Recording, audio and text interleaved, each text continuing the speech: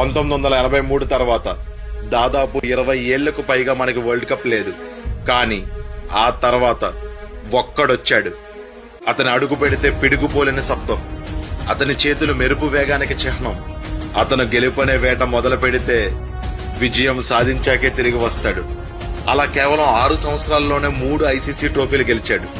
Cricket చరిత్రలో 300 మందికి పైగా కెప్టెన్సీ చేశారు.